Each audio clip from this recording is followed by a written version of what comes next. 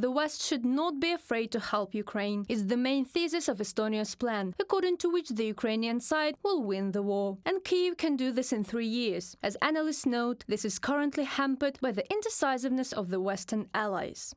If the military-industrial sector of the West had been given a clear signal from the very beginning of the war that production volumes needed to be significantly increased, they would have been completely different today. But politicians hesitated, didn't give a sense of confidence, and now this is one of the reasons for the insufficient volume of production.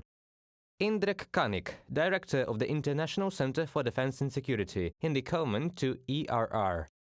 The plan for Ukraine's Western victory over Russia was prepared by the Estonian Ministry of Defence. They believe that the main task is the consolidation of the member countries of the Ramstein Group. The result will be visible with the naked eye, since the difference of GDP between Russia and the states of the defense group is colossal, 2 trillion euros versus 47 trillion euros. To date, 0.2% of this amount has been allocated to help Kyiv.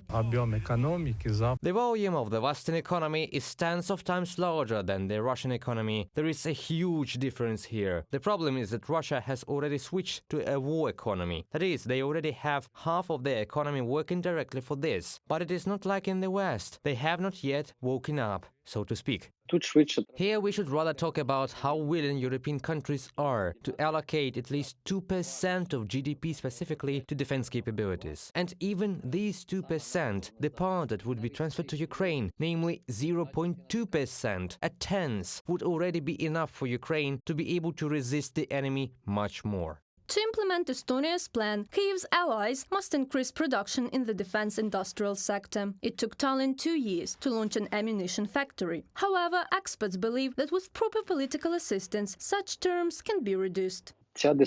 This discussion is ongoing. I can't say that Europe won't change today. On the contrary, it is now doing a lot for this. Some more, some less, but in general the pattern is quite normal. Estonia's plan on this issue simply highlights all this work that is going on in the EU. At the end of 2023, Ukraine faced a delay in the allocation of assistance from the EU and the United States. However, the authors of the Estonian plan for the victory of Ukraine believe that problems with sending financing to Kyiv will be overcome in Brussels and Washington in the near future.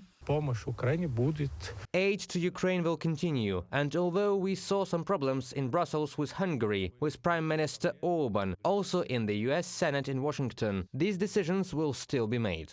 Let me remind you that on January 12, 2024, Ukraine and the United Kingdom signed an agreement on cooperation in the field of security. The agreement is designed for the next 10 years or until Ukraine joins NATO. As part of the signed document, London will provide Kyiv with an assistance package worth more than 3 billion. In turn, Estonia promised to send assistance to Ukraine, which amounts to 0.25% of its GDP for 4 years. Analysts note that such agreements will become a stronghold of stable support for Kyiv. Reported by Nikita Skoblikov, Galina Babenko, UATV News.